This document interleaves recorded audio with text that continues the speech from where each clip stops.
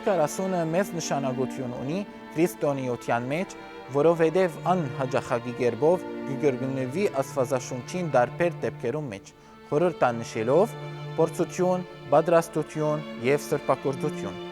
Հինանցումեն ի վեր այս տիվը կապված է Աստծո մարգարեներու եւ ժողովրդին կյանքին ճակատագրական բոլերուն հետ, եւ անոր աստեցությունը շարունակվեցավ մինչեւ նոր գդագարանը, ուր 40-օրյա բահեցողությունը դարձավ եկեղեցվո ավանդույթ։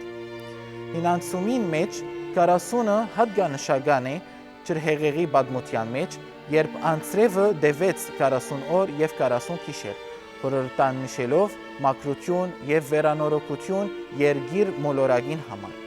Նույնպես Մովսեսը 40 օր անցուց Սինային լերան վրա բահեցողությամբ Աստծո օրենքները ստանալու համար նշան հոգևոր պատրաստության եւ Աստծո մոտենալու։ Իսրայելի ժողովուրդը եւս 40 տարի անապատով շրջեցավ, նախքան խոստացված երկիր մոտքը գործելը եւ այդ ընթացքը զդեց անոնց հավատքը եւ մաքրեց զանոնք Աստծո հրահանգներեն հեռանալու հետևանքներեն։ Նոր գդագարանի մեջ Հիսուս Քրիստոս 40 օր եւ 40 գիշեր բահեց, երբ անապատի մեջ փորձվեցավ սատանային, սակայն հաղթանակեց հաստատելով, որ բահեցողությունը եւ աղոթք հավատացյալի հիմնական զենքերն են փորձություններու դեմ։